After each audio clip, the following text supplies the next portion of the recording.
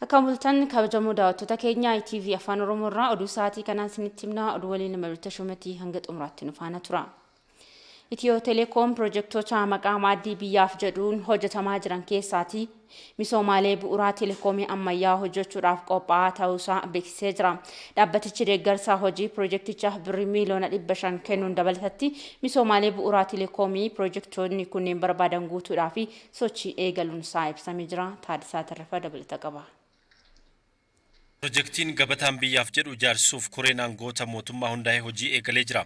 Itiyoo Telekoom ammoo hojii tumsa maallaqaa walitti qabamu gama ergaa gabaabaatiin kan mijeessu yoo ta'u, hojii raawwachiiftuun olaantuu Itiyoo Telekoom Fireewoot Taamiruu dabalatee hooggantoota olaanoo dhaabbatichaa waliin haroo wancii daawwatee jira. Itiyoo Telekoom projektii gabataa biyyaaf jedhu deeggaruudhaafis birrii miliyoona 500 kan kenne dabalataan bu'uuraalee misoomaa naannoo projektiin kun itti ijaaramanitti jiru akka diriirsu dubbatanii jiru. Hojii raawwachiiftuun olaantuu Itiyoo Telekoom aadde Fireewoot Taamiruu 500 ሚሊዮን ብር በጥሬ ገንዘብ ድጋፍ አድርጓል። ኢትዮ ቴሌኮም ማለቀ ካሽ ብር ሚሊዮን 500 ቱምሳታ ሴጅራ ኢዶ ፕሮጀክቲ ወንጪ ኮሻፊ ጎርጎራ ኢቲጃራሙ ተሙ ቡኡራሌ ሚሶማ ጋም ኢትዮ ቴሌኮም እንዲርሲና ናኖ ፕሮጀክቲ ከናቲስ ቡኡራሌን ድሪርፈመን ኢንተርኔቲ ከንደበለቱ ዮተው ቡኡራሌን ብሮስ መመናንቻ ረቲ ሚዳ ከንጌስስነቲ kan diriirfamu ta'uudha jedhan aadde Fireewoot kunis teeknooloojii ifa aduurraa argamuun kan hojjetamu ta'uu dubbataniiru.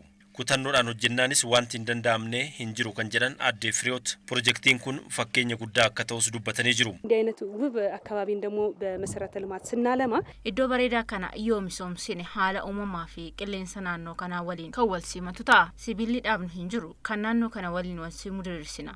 Buufata moobaayiliis ni hundeessina. Kana daawwachuuf asitti argamne har'a. Jiraattonni naannoo haroo wanciis projektiin kun boru abdiidhaan akka eegnu nu taasiseera jedhan. Obbo Baayisaa Ragguu mootummaan haroo wancii kana yaaddatee misoomsuudhaaf ka'uun isaa kan isaan gammachiise ta'us dubbatanii jiru. ቴሌቪዥን ስናይ በጣም እናመሰግናለን፣ በጣም እንጠብቃለን፣ በጣም ደሃና ሀብታም ይሆናለን ብለን እናስባለን። karoora piroojeektii kana televiziyooniidhaan yoo arginu sooressa taana jennee abdiin eegna. Nutis akka faranjii taana jedheen yaada. Baay'een gammade. በጣም ደስ ብሎኛል። Hojjettoonni olaanoon Itiyoo Telekoom kun itti fufiinsaan projektoota gurguraa fi kooshaa kan daawwatan ta'uu ragaan waajjiricha irraa argame ni mul'isa. Gabaasni kan tajaajila oduu Itoophiyaati. Giddu galli gabaa uffata aadaa Shiroo Meedaa eebbifamee jira. Giddu galichi bakka kantiibaa aantuun bulchiinsa magaalaa Finfinnee aadde Adaanech Abeebee argamanitti eebbifamuun hojii eegalee jira. Giddu galichi jiraatota magaalichaa 1,000 fi 100 oliif carraa hojii uumuu danda'an ibsameera. Iddoowwan gurgurtaa 380 qabas himameera. Giddu galli kun iddoowwan oomishaalee uffata aadaa sabaaf sablammoota Itoophiyaa itti gurguraman akka ta'u aadde Adaanech Abeebee dhaamaniiru. Ijaarsa giddu galichaatiif baasiin birrii miliyoona 27 oli akka bahes himameera.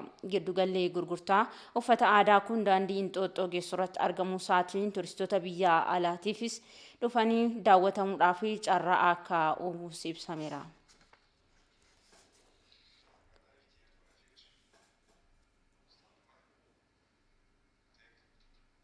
Komishinarri olaanaan dhaabbata godaantota addunyaa Filiippoo Giraandeen godaantota Eertiraa naannoo Tigraay jiran daawwatanii jiru.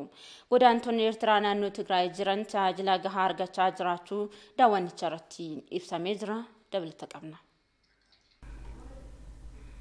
Komishinarri olaanaan komishinii dhimma godaantota dhaabbata mootummoota gamtoomanii Filiipp Giraandeen buufata godaantota Eertiraa naannoo Tigraay keessatti argamu daawwatanii jiru. Filiipp Giraandeen gara Itoophiyaa kan dhufaniif hojii eejensiin dhimma godaantotaa fi warreen godaansarraa deebi'anii buufata godaantota Eertiraa keessatti hojjetaa turan daawwachuuf akka ta'e ibsamee jira. Daawwannaa kanarratti ministeera nageenya aadde Mufaariyaat Kaamil dabalatee hooggantoonni adda addaa argamanii jiru. Jilli kun buufata godaantota Eertiraa Maayaa Ayinii daawwateera. Daareektarri eejensii dhimma godaantotaa fi godaansarraa deebitoota obbo Tasfaahun Goobazaa Itoophiyaan godaantota simachuun biyya hangafaa ta'uu himuun yeroo darbetti sochii olaantummaa seeraa eegsisuu naannoo Tigraayitti uumameen sababa godhachuudhaan godaantota irra miidhaan qaqqabeera inni jedhu soba ta'uu himaniiru. ስደተኝነትን በሚመለከት ያለፈው 2-3 ወር ግምገማ ፌር ያልሆነና የኢትዮጵያን የምታደርገውን ድጋፍና የምትሰጠውን ትኩረት የማይመጥን ነበር። dhimma godaantotaan wal qabatee gamaagamni ji'oottan sadan darban taasifame sirrii akka hin taane deeggarsaa fi xiyyeeffannoo Itoophiyaan taasisaa jirtu kan hin ilaalle ture. Kanaaf gamaggama kana karaa jijjiiruun danda'amuun buufata kana keessatti hojiiwwan fooyya'insa adda addaa gaggeeffamaa turaniiru.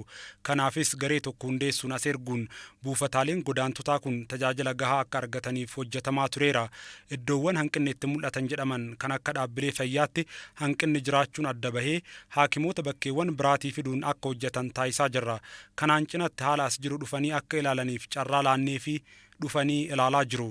Ministeerri nageenyaa Mufaariyaat Kaamil daawwannicha irratti Itoophiyaan yeroo hunda dhimma godaantotaaf xiyyeeffannootti kennitee hojjetti jedhan. Dubbii haala qabatamaa hin hordofnee fi sobaataan qaamolee adda addaatiin odeeffamaa jiru fudhatamaa hin qabus jedhan. Haa ta'u malee dhimmichi raawwatee yoo argame qorannoon adda bahuun dhugaa yoo ta'e mootummaan tarkaanfiin fudhataa jedhaniiru. የሚነገረውን ከመስማት በላይ በአካል መገኘት ምንድነው ያለው የሚለውን ለመመዘን እድል ይሰጣል ብለን እናስባለን። dhufanii waan as jiru daawwachuun waan odeeffamu caalaa qabatamaa waan jiru ilaaluuf ni gargaara jedhameetim. Daawwannaan kun kan barbaachiseef komishinarichis asitti argamanii yaada gara mootummaa fi baqattoota jiru dhagaaniiru. Dhugaatti rakkinnichi abaluun raawwatame miidhaan isaas abaluurra gahe kan jedhu lakkaawamee wanti dhiyaateen argamne marii taasisne keessatti dhageenye shakkiiwwan akkasii jiran kan jedhu qofa kan isaan dubbatan. Kun ammoo qorannoo barbaadam. Qaamolee alaatiifis nuti akka mootummaatti dhimmichi nu ilaallata. Uummanni Eertiraas obboleeyyan keenyam nuti ijoollee haadha tokkooti. Rakkoon jedhame kuyyoo jiraate addaan baasuun tarkaanfii kan fudhannu ta'a. Wanta dhugummaan isaa adda hin baane garuu dhugaa fakkeessanii odeessuun sirrii miti. Deetaan ministeeraa dhimma alaa Ambaasaadar Reedwaan Huseen gama isaaniitiin buufataalee kanneen daawwachuun dhugaa jiru hubachuuf ni gargaara. Rakkoolee baqattoota biraa kaanii furuufillee ni fayyada jedhan. የመጡት ሰዎችም ከወሬው ይልቅ በአካል የሆነውን ከባለ ጉዳዮቹ namoonni dhufanis oduu caala qabatamaan maaltu akkas jiru ilaaluuf ni gargaaram. Dhugaa jirus abbootii dhimmaa irraa dhagaaniiru. Gama nageenyanis qaama nu eeguu hin barbaannu jennaan dhiifnee dhufnee waan as jiru ilaalaniiru. Kanaafuu qabatamaa waan jiru dhagaanii arganiiru jechuudha. Kun ammoo qaamota shakkii akkasii qaban qabatamaa waan jiru akka ilaalan gochuun haala gaariin waliin hojjechuu dandeenya jechuudha. Itoophiyaan godaantota miiliyoona 1 ol ta'an biyyoota adda addaa dhufan keessummeessaa jirti. Kanneen keessaati 100,000 ol kan ta'an ammoo lammiilee Eertiraati. waliigalteen rakkoo paarkii Naccisaar ni furama jedhamuun abdatame qaamolee qooda fudhattoota 48 gidduutti mallatteeffamee jira. Waliigaltichi qindoominaan hojjechuun paarkicha balaa jalaa akka baraaru ibsamee jira. Wayyoo kafanii dabalata qaba. Paarkiin biyyoolessaa Naccisaar bara 1966 kan hundeeffame yoo ta'u, lubbu qabeeyyii dabalatee qabeenyota uumamaa biroo kan of keessatti hammateedha. Paarkichi magaalaa Arbaa Mincii fi naannoo isheef iddoo ga'umsa turizimii ta'uunis tajaajila kennaa jira. Ta'us paarkichi sababa dabalaa dhufuu namoota daangaa paarkichaa jiraatanii fi garmalee qorqamuu lafaa akkasumas sababoota wal fakkaatoo biroon balaaf saaxilamaa dhufuudha. Daayirektarri olaanaan abbaa taayitaa eegumsaa fi misooma bineensota bosonaa Itoophiyaa obbo Kumarraa Waaqjiraa kan ibsan. ስለ ነጭሳር ሜዳ ላይ ከፍተኛ የሆነ የቤት እንስሳት ተሰማራበታል በቋሚነት ድሬ ፓርኪ ነጭሳር irratti loon hedduun bobba'aa jiru. Kutaa paarkichaa gara bahaatiin ammoo namoonni hedduun qubatanii jireenya idilee isaanii jiraachaa jiru. Kun hunduu paarkichatti danqaadha. Bosonni Arbaa Mincii haala gaarii irratti hin argamu. Paarkicha balaa isa mudate kanneen jalaa baraaruuf waliigalteen mallattaa'eera. Waliigaltichi Komishinii Naannoo Bosonaa fi Jijjiirama Qabeenya Qilleensaa Abbaa Taayitaa Eegumsaa fi Misooma Bineensota Bosonaa Itoophiyaa Faawundeeshinii Hayilamaariyaam fi Rooman bulchiinsa naannoo Oromiyaa fi Kibbaa akkasumas qaamolee biroo dhimmicha irratti hojjetan 45 jidduutti kan mallattaa'e yoo ta'u, hawaasa naannoo paarkichaa jiraatu abbummaan hirmaachisuun milkaa'ina waliigaltichaaf murteessaa ta'uunis ibsameera. ሳይንቲስቶችና ሙያተኞች አሁን የሚነግሩን saayintistoonni fi ogeeyyiin akka nutti himaa jiranitti waggoottan 5 dhufan keessatti sodaa paarkicha mudate kana hambisuun hin danda'amu taanan sodaan itti aanee dhufu gonkumaa to'annoo keenyan ala ta'uu akka danda'uudha. Baay'inni namootaa paarkichi yoo hundeeffamuu fi kan ammaa lafaaf samiidha. Lakkoobsi namaa garmalee dabaleera. Kanaafuu wanti nuti ilaaluu qabnu namoonni naannoo paarkichaatti heddummaataa dhufan kun paarkicha akka hin miineef filannoo nuti kaa'uu dandeenyu jiraayee kan jedhuudha. ዘመናዊ የፓርክ አስተዳደር ስርዓትን መዘርጋት ያስፈልጋል የሚል Sirna bulchiinsa paarkii ammayyaa diriirsuun barbaachisaadha yaada jedhuun qaba. Daangaa paarkichaa fi seera kabachiisuu qofa osoo hin taane furmaata waarawaa filannoo garaagaraa hawaasni naannichaa jiruu fi jireenya isaa ittiin qajeelfatu kaa'uuf cimsinee hojjechuutu nurraa eegama. Rakkinicha furuuf carraaqqiiwwan garaagaraa taasifamaa turuu kan ibsan Koomishinii Naannoo Bosonaa fi Jijjiirama Qabeenya Qilleensaa Piroofeesar Fiqaaduu Bayyanaa waliigaltichi waloon furmaata kaa'uuf kan dandeessisudha jedhaniiru. በዘርፉ ማግኘት የሚገባንን ዘላቂ ጥቅም ለማግኘት bu'aa itti fufiinsaa damicharraa argachuu qabnu argachuu fi qabeenya uumamaa dhaloota darbirraa dhaalle eegumsa taasifnee fi tursiisuuf dhaloota itti aanuuf dhaalchisuuf hojii qindaawaa fi carraaqqii cimaa nu gaafata. Paarkicha sodaa itti aggaamame jalaa baraaruu fi waliigaltee mallatta'e gara hojiitti jijjiiruuf kutannoon jiraachuu qabus ibsameera. Ministeerri qonnaa hojii misoomaa jallisii marsaa lammaffaadhaaf galteewwan barbaachisoo hundaa qopheessuun hojii eegaluusaa beeksisee jira. Keessattuu qamadii jallisii misoomuuf xiyyeeffannoon olaanaan hojjetamaa jiraachuun ibsamee jira. Gabaasa tajaajila oduu Itoophiyaa Awwal Seentu dhiyeessa. Itoophiyaa keessatti waggaa waggaan qamadii kuntaalli miiliyoona 40 hanga miiliyoona 45 kan oomishamu ta'us fedhiin biyyattii garuu qamadii kuntaala miiliyoona 60 hanga miiliyoona 65 ta'uu ragaaleen ni mul'isu. Hanqina fedhii fi oomisha gidduu jiru kana guutuuf mootummaan waggaa waggaan qamadii kuntaala miiliyoona 15 hanga miiliyoona 20 biyya alaatii galchuuf dirqama. Waggoottan sadan darban garuu fedhii qamadii oomisha biyya keessaatiin qofa guutuuf xiyyeeffannoo addaatiin hojjetamaa turu ministeera qonnaatti daayirektarri ekstenshinii qonnaa obbo Girmaamee Gaarumaa himaniiru. 5 ሚሊዮን ኩንታል በአመት ስንዴ ዲማንድ እናደርጋለን ባገር qamadii kuntaala miiliyoona 60 hanga 65 barbaadna. Oomishni biyya keessaa ammoo kana guutaa hin turre. Barana tilmaama keenyan qamadiin kuntaalli miiliyoona 50 biyya keessatti ni oomishama. Kanaaf ammoo alaa galchina. Amma wanti ooyiruu keessatti arginu waan abdii namatti horuudha. Kan bara darbeerra fooyya'aadha. Hojii misooma jallisii marsaa duraatiif qophiileen taasifamuu kan himan obbo Girmaameen xaa'oon kuntaala miiliyoona 2 ol qonnaan bulaaf raabsamuu eeraniiru. Dhiyeessiin keemikaalota farra ilbiisaa fi sanyii filatamaas haala gaarii irra jira jedhan. ለዚህ ዝግጅት ይሁን ተደርገዋል። ማዳበሪያ ዝግጅት አድርገናል። ኦልሞስት ከ2 ሚሊዮን ኩንታል በላይ qophiin kanaaf barbaachisu taasifameera. Xaa'oo qopheessineerra.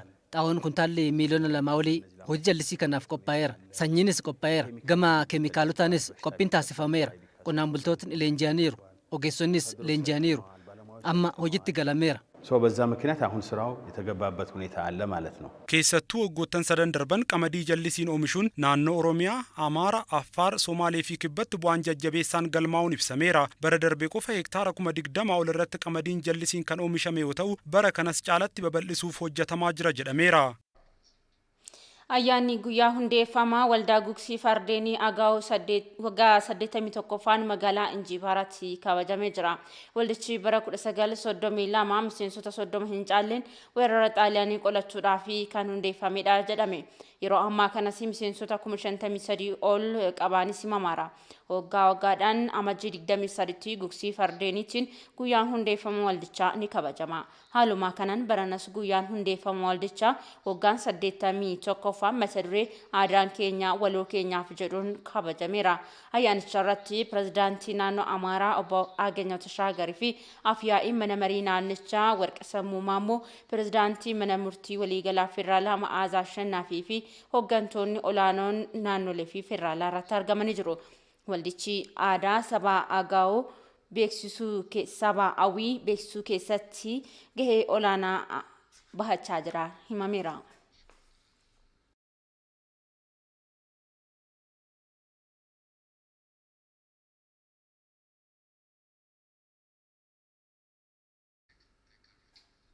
Guyyaa har'aa dhaabbileen barnoota olaanoo garaagaraa barattoota isaanii eebbisiisaa oolaniiru. Haaluma kanaan Yuunivarsiitiin Gaambeellaa barattoota digirii jalqabaa fi digirii lammaffaa barsiisaa ture barattoota 1,200 ol eebbisiiseera. Barattoota Yuunivarsiitii digirii jalqabaatiin eebbisiise keessaa 389 dubartoota ta'uun himameera. Pirezidaantiin Yuunivarsiitii Gaambeellaa Dr. Ujuluu Okok eebbifamtoonni guddina biyyaasii fi gahee isaaniirraa eegamu akka bahatan amanii jiru. Eebba yuunivarsiitii irratti deetaan ministeera saayinsii fi barnoota olaanoo Dr. Saamu'eel Kifilee dabalatee hooggantoonni naannoo fi federaalaa argamaniiru. Haaluma wal fakkaatuun yuunivarsiitiin Arsiis barattoota 1,900 ol eebbisiisee jira. Yuunivarsiitii barattoota muummeewwan barnoota qonnaa, biizinasii, fayyaa, seeraa fi dinagdee akkasumas saayinsii hawaasaan barsiisaa ture eebbisiiseera.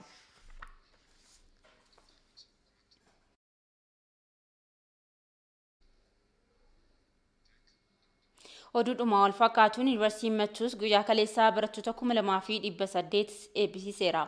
Barattoonni yuunivarsiiticharraa eebbifaman kunniin loogii malee haqumaadhaan hawaasa isaanii tajaajiluudhaaf qophaa'aa ta'uu dubbatanii jiru. Yaada isaanii waajjira dhimmoota koominikeeshinii godina Iluu Abbaa Burtuu nu biraan gahe akka ta'utti dhiyaata.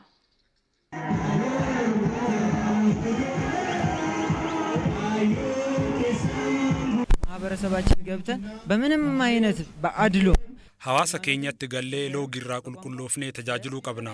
Amantaan, sabaan, afaaniin qoqqooduu qabnu. Haqaa fi dhugaa qofa qabannee hawaasa keenya tajaajiluu qabna. Miiltoowwan koo har'a na wajjin eebbifamaniifis kanuman amaanaa jechuu barbaada. እንድታገለግሉ አደራዬን ለማስተላለፍ እወዳለሁኝ። ሰኙማን አዶ ወሊን ቆዲን አማንቲን አዶ ወሊን ቆዲን ሰባን አዶ ወሊን ቆዲን ነሚ ኸሚሌ ወል ኸበጄ ኤኙማ ወሊ ኸበጄ አዳ ወሊ ኸበጄ ዱዳ ወሊ ኸበጄ አፋ ወሊ ኸበጄ isi tokko akka isa bira gadiitti yookaan ammoo inni tokko akka isa bira caaluu ta'uu ilaalle hawaasi jirkamiyyuu sabaaf sablammoonni Itoophiyaa keessa jiran akkasumas biyyi teenna naannoo keenya Oromiyaas keessa kan jiranii ijumkamiin wal ilaalanii nagaan waliin jiraachuu qaban. Ogummaa kanaan yeroo irraa itti eebbifamu baay'een gammadasi gara fuulduraatti immoo ani hojjetaadhuma yuunivarsiitii kanaati kana caalaatti dabalee hojjechuun barbaada.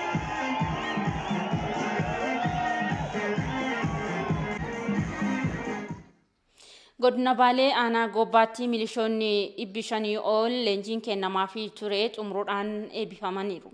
Leenjichis dandeettii raawwachiisummaa nageenyaa cimsuu irratti akka xiyyeeffate himameera. Jabeenya qaamaa tooftaa loltummaa fi heera mootummaa kabachiisuun dhimmoota leenjichi irratti xiyyeeffatee kennamaa ture keessaatidha. Itti gaafatamaan waajjira bulchiinsaa fi nageenyaa godina Baalee obbo Ashannaa fi Walde Yohaannis aanaalee godinichi qabu 12 keessatti leenjii wal fakkaataan kennamaa jiraachuu himaniiru. Kanaanis waliigalaan godinichatti milishoonni 6,000 ol eebbifamuu eeraniiru. Dandeettii raawwachiisummaa humna milishaa cimsuudhaaf akka godina Baaleetti aanaalee 12 irratti leenjiin kennameera. Akka waliigalaatti humni milishaa 6,000 ol ta'u guyyaa 15f leenjii mata duree tooftaa loltummaa jajjabina qaamaa waa'ee heeraaf seera mootummaa fi heera mootummaa irratti hubannoo akka inni argatu godhamee jira waan ta'eef akka waliigalaatti milishaan argitan kun kanaan booda hojii nageenyaa keessatti karaa guutuu ta'een nageenya naannoo isaa akka inni eeguu danda'u gurmaa'ee karaa amlee qabuun eebbifamee bahaa jira. Bulchaan godina Baalee obbo Abdul Hakiim Aliyyi gama isaaniitiin hawaasni sodaa nageenyaa tokko malee hojii misoomaa irratti akka xiyyeeffatuu fi gaheen milishoota kanneen olaanaa ta'uudha kan dubbatan. Milishaa kana akkuma duratti kaasee uummatatu of keessaa filatee uummatatu maallaqa baasee uffisee uummatatu maallaqa baasee leenjisee uummata kanaaf kabaja guddatu mala galata guddaa uummata kanaa galchuu barbaada. Borullee uummanni kun milishaan kun isaa ta'uu beekee kafaltii tokko malee isaa hojjechaa jiraachuu beekee akkuma amma hirmaannaa isaatiin leenjise kana borullee jabaatee hirmaannaa isaa itti fufsiisee milishaan kun oorruu isaa qotatee akkuma isaa jiru dhuunfaa isaa akka qabudha. Gizee oorruu fi dalagatu oorruu isaa dalagee fi gizee haamatu haamee fi gizee qotatu qotee fi gizee kan ofii galfatu galchee fi akka milishaa kana deeggaruu fi akka cinaa dhaabbatu rakkoon kamuu hawaasummaa tokko yoo isa qunname akka isa cinaa dhaabbatuu fi poolisii isaa ta'uu beekee humna isaa eeguu ta'uu beekee uummanni keenya milishaa kana cinaa dhaabbachuudhaan hamilee isaa jajjabeessee akka inni illee daran hojii bu'a qabeessa ta'e isaa hojjetu uummanni illee gochuu qaba. Milishaan keenya illee uummata akkanatti kabaja isaaf qabu kana uffata isa uffisee leenjii isa leenjisu kanaaf kabaja guddaadhaan amanamummaadhaan akka tajaajilu milishaa keenyaafis dhaamsa dabarsu. Milishoonni eebbifamanis uummata tajaajiluudhaaf qophaa'ummaa olaanaa qabaachuu isaanii waajjira dhimmoota koominikeeshinii godina Baaleetu gabaase. Daawwattoota oduun daawwachaa jirtan TV Afaan Oromoo irratti kan isin bira gahaa jiru gara odeeffannoowwan biyya alaatti dabarree jirra. Baankiin